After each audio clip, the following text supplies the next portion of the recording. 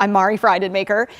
I've coached over 40 athletes. I've been involved in the sport of triathlon for over 11 years, and I've been coaching for over 6 years now.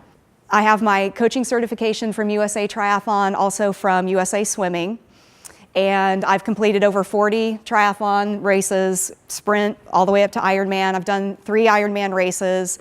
I've qualified for the age group national championship 2 times in the Olympic distance and 1 time in long course. We're going to talk about choosing your races, setting goals, developing an annual training plan, and my 5 ironclad keys to success. All right? So choosing your races. There are a few things to think about as you start thinking about what races you want to choose. The first one is the distance of the race. So you've got sprints, Olympic distance, half iron, and the iron distance. And of course, there's a few other goofy ones, but we'll just stick to those for now. So sprint distance is anything shorter than an Olympic distance, and those distances will vary. If you're new to the sport, you might want to think about starting with the sprint or an Olympic. However, there are people who do Ironman as their first triathlon. Okay, I think that's kind of crazy, but people do it. I just probably wouldn't recommend it. But you do want to think about where you are with your training, if you're going to be able to complete or compete in the race distance that you choose. So that's just one thing to consider. Next is the location of the race. Of course, we live here, and over the years, you guys, most of you who know me, hear me talk about how it was in the old days. But now there are so many races to choose from, especially here in the Southeast, and it's great. It just makes it more difficult because back in the olden days, there weren't that many choices. There are a lot of races in this area, but you might want to pick a race that is in a fantastic location like St. Croix or Hawaii. So that's just something to think about. And as you travel further away, there are more things to consider, like how are you going to get your bike out there? Are they going to have the nutrition stuff that you want, especially like an overseas race or something like that? But the fantastic thing is you can do races all around the world if you want to. We have some pretty good ones around here in the Southeast. Time of year, yes. Yeah, so there are some challenges when you decide to pick a race, an early season race. Why do you think, what are some of the challenges you can think of? Training in the winter, it's cold. Rained out, yes. How many people got rained out this year in some format? Yes. Yeah. It's been a crazy year with the weather. And that is something to think about. When you pick an early season race or even a fall race, the weather is going to be variable. So you have to just be okay with that and roll with the punches.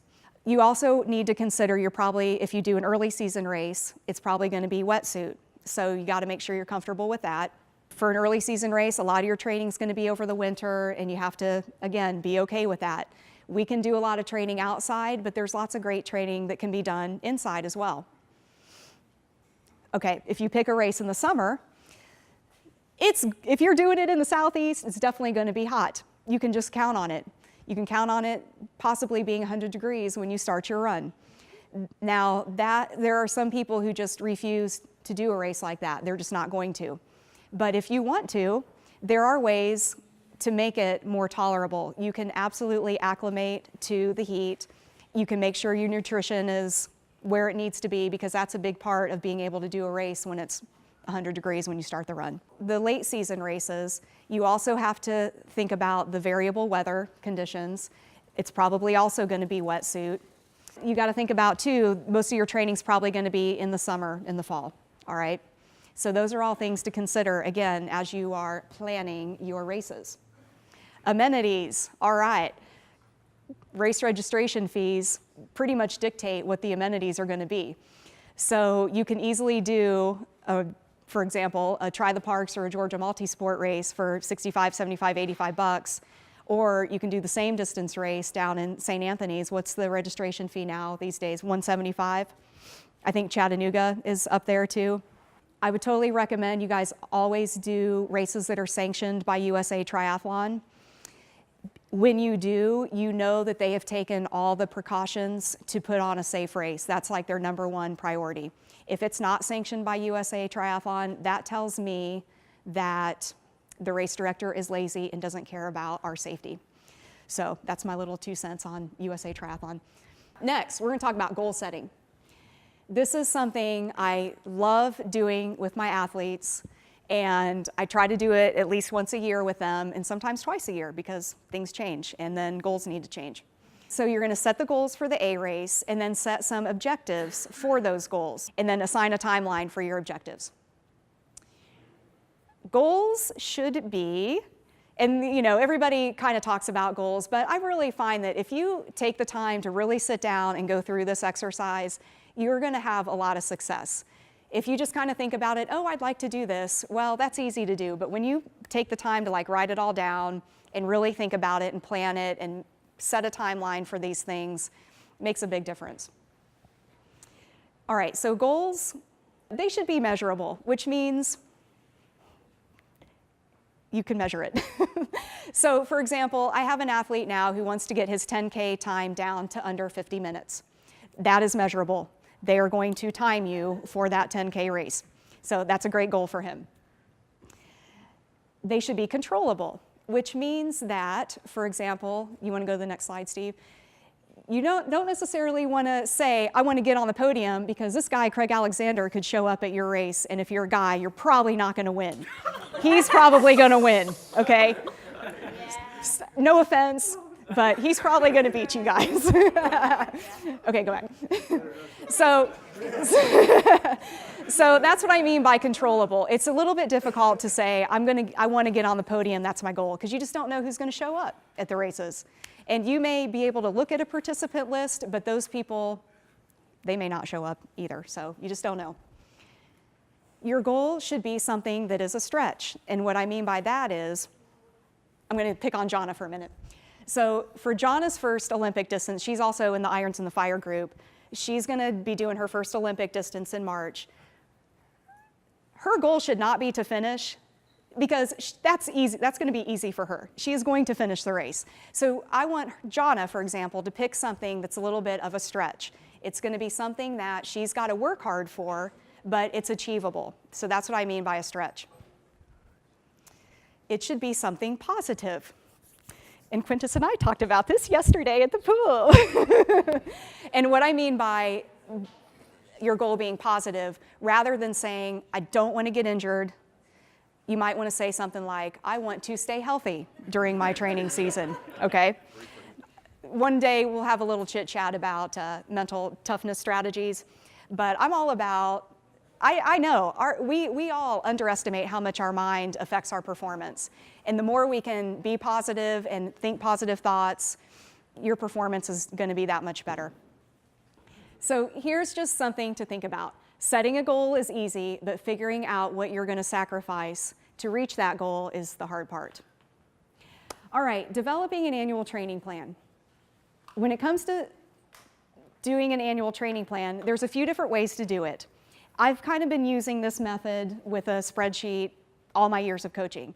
There's also a way to do it on Training Peaks if you guys use Training Peaks at all, but I just sort of have come up with my own little system here. And the way I have this laid out, you put your goals for the A race at the top. And I have like 3 lines, but you don't have to have 3. You can have 4, you can have 1, all good. And then you're going to put your objective by goal. And what I mean by objective is, back to my athlete who wants to go under 50 for the 10K. So that's one of his goals. He wants to go under 50 minutes for the 10K. So his objective for that goal is he's going to start doing regular interval work, and he's also going to be doing some races that are going to test him. Those are the objectives that he's going to do. So let's look at some of these columns. So I've got the weeks numbered 1 through, well, this one's 45, but typically it's like 1 through 52. And then I'll have like the weeks to go. I'm going to plug in the Monday date in my little yellow cell, and it's going to populate the rest. I'm going to plug in the A race for races. So when you're prioritizing your races, ideally, you're going to have an A race during the year. If you have some, and you all who know me know this, but for those of you that don't know me, I tend to be a little bit on the conservative side, because my job for you all that I'm coaching is I want you guys to have a fantastic race experience. based on what that means to you and what your goals are. So I tend to be a little bit conservative. I tend to want my athletes to focus very much on their A race, and then everything gets scheduled around the A race, all right? For those of you that are more experienced, you can have more than one A race. All right, so that's where the priority comes into play. So the race is going to be put here, and then the A is going to be put next to that priority A race, top priority. The B race would be something that is also important, just not as important as the A race. I also like to classify races as T. So what does T stand for? Training, a training race. And then I also like to categorize races that are F races. Lynn, what are the F races? Fail. Fun, yes. Fail. So yeah, so that's kind of going to be where we start. When I work on this with my athletes, that's where we start. We start prioritizing the races, plugging in that A race, and then again, everything kind of gets scheduled around that. Then there are going to be events that come up, like for example, we're doing a training camp at the beginning of February, so that's going to get plugged in. Anything like century rides, anything like that that's maybe not a race, but more of like an event, like an organized ride, or like a weekend training camp. And then key workouts. This is where I'm going to start scheduling, like for Ironman athletes, and probably half Ironman as well. I'm going to schedule things like those 100-mile bike rides, Ironman. And then I'm going to schedule a few like long combination workouts, which is going to be, and I just do a few of these. This is just kind of my philosophy. It's a way to, honestly, the primary reason to do these long combination workouts is only to test nutrition. So you go out and do a long bike ride and you do a long run, and you test your nutrition. That's kind of the best way to do it. And again, I don't have my athletes do a lot of those, but a couple of them are important to do. All right, so the next column, these are like training periods. And what you're seeing on this laminated sheet is somebody who's getting ready for a race that is, well, Ironman Florida, to be honest. Because the race is way down here at the beginning of November. And so this was just something I put together thinking that this person was going to use the whole year to build up for Ironman Florida. So these periods include base training, a build, race specific, and then the taper, and then the race, and then transition. So transition is kind of like, I'm not doing anything specific, I'm just doing what feels good. Then there's a column for rest and recovery, which is very important. There's also a column for testing, which I'll talk about in a minute. And then there are columns for like key swim, key bike, key run. For Ironman athletes, I want to make sure that they are doing some over the distance swims.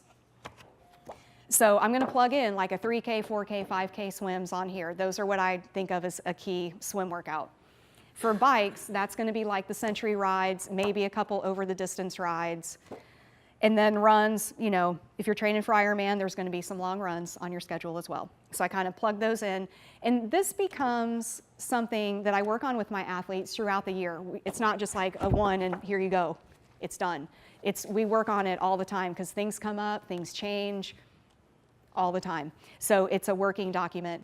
So on the back of what you all have with this laminated sheet, this is Ironman Florida, and this was for an athlete that I coached in 2012, as you can see from the dates. So his goals are at the top. He wants to finish Ironman Florida. It was his first Ironman, and he wanted to beat his friends. Those were his goals. I can work with that. Even though I don't know a lot about his friends, but we kept his training as simple as possible because he had a lot of demands on his time. And again, he wanted to finish. He didn't have any big, huge time goals. That's why it's important for me to work with my athletes to know what their goals are, because that's how I'm going to structure their training, is based on their goals. So his objective for his goals was to make sure he was completing all of his key workouts. And he did, I'm looking, yeah. He did everything that was on his key workouts.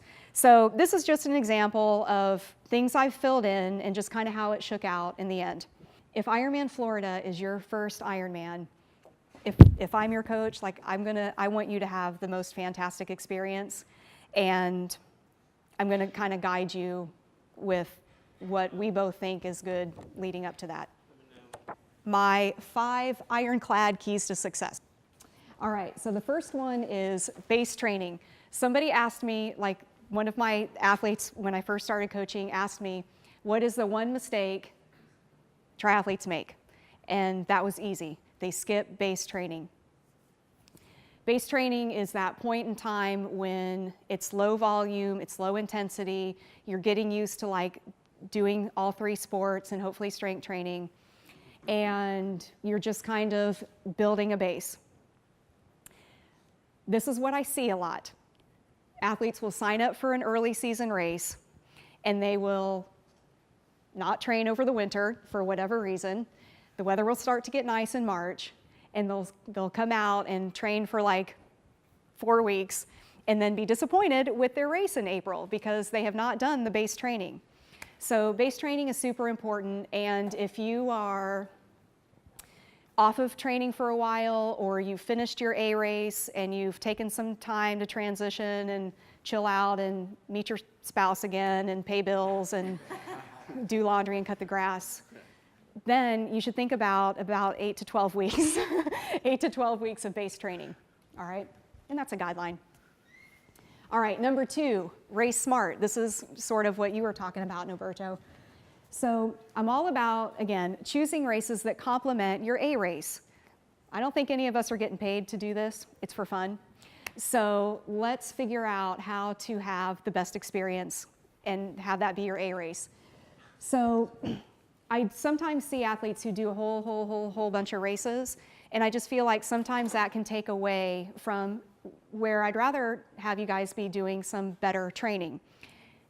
If you travel to a race, sometimes that can eat up a few days that could be used training because you're traveling, you're getting settled in, you know, all that. So again, this is one thing I love to do, is just help guide athletes with thinking through all these things with their races for the year. Number 3, take a break after your A race. You need both a physical and mental break after an Ironman, for example. Your body just needs some time to relax and recover, because when you do Ironman, for most of us, we're taking ourselves to the limit, and we are breaking down a lot of muscles, and we need time to rebuild that, and we need time to mentally not worry about it. Because even though, yes, you do build up a lot of fitness training for Ironman, when you finish Ironman, you may not want to see your bike for a while. And to have a big old half Ironman on the calendar a month later is just not a really good idea. Take a break. Take a break. You've all deserved it. All right, next, periodization. So again, I start with the A race and then kind of build from there.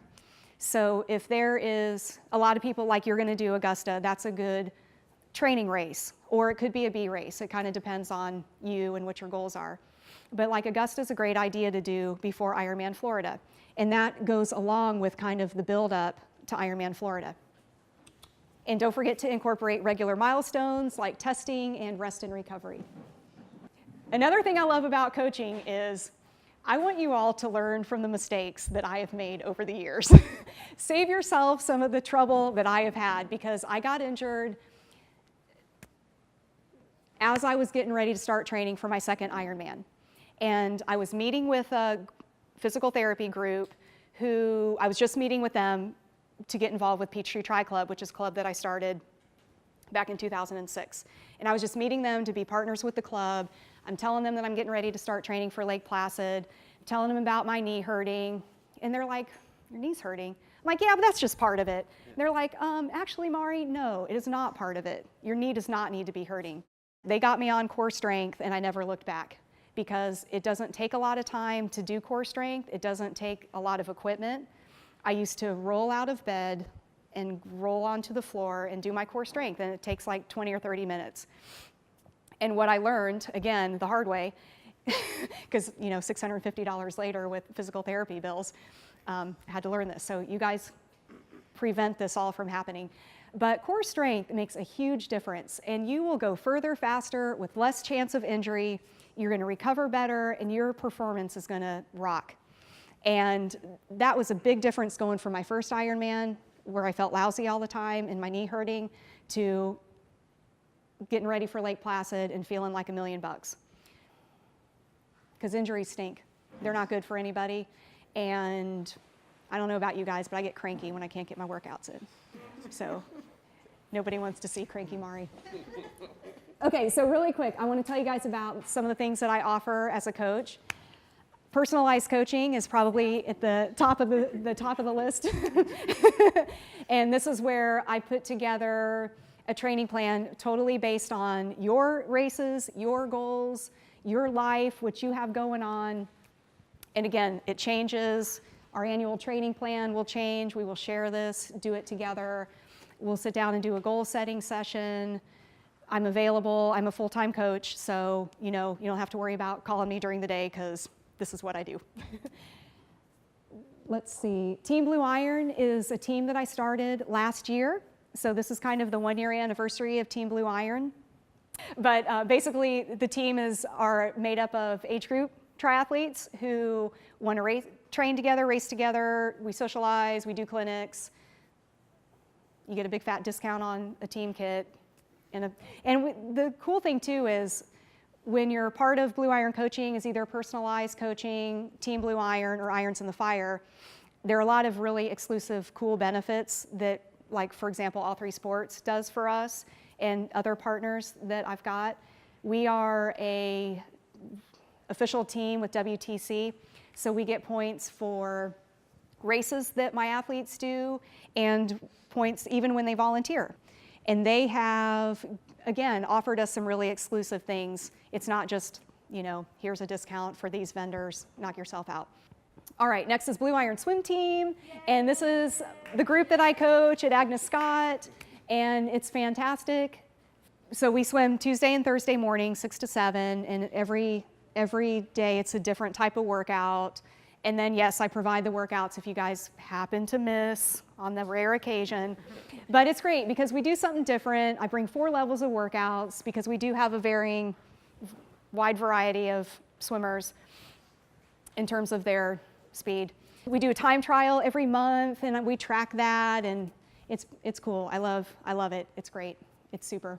I do private swim lessons in Buckhead at the City Club, which is part of the Atlanta Financial Center. And that's, I do those on Friday afternoons. Most of you all are part of the Blue Iron Endurance Athletes and Training Meetup group. So that was just something that, it's just like stuff like this that I'm organizing, that I want you guys to come to. Almost everything is free. It started just when I was actually training for Florida last year, because I'm like, oh man, I coach a lot, but I also need to train for this Ironman, and I'd really like to have some people to train with that aren't necessarily my clients. So that's kind of why I started it, because I wanted to just kind of get some more people out. And I know a lot of times I do training kind of at weird times, so I thought there might be some other weirdos out there too, like me. If you're not a member of that, please sign up, because I am going to be starting open water swims in March. We'll be doing at least one a month. And that's just a good opportunity to get out with a group of people to do open water swimming. And I do indoor cycling on Wednesday mornings at my condo clubhouse if you guys are interested in that. Get that workout out of the way in the morning. You don't have to worry about it, because it's hard. It's hard getting cycling in during the week, especially for those of us at work. Everything's on my website. You know how to get a hold of me if you have any questions. But yes, and hopefully you all have noticed I changed over to a new website. And I definitely want to encourage you guys to register on the website, because then you can get access to some swim drill videos, some core strength videos, some other documents like my granola bar recipe that I know most people love. Oh, it's amazing. I've got some swim workouts posted. I've got some cycling workouts posted, run workouts posted. And all you got to do is just register. You can go to the media library and you have access to that stuff.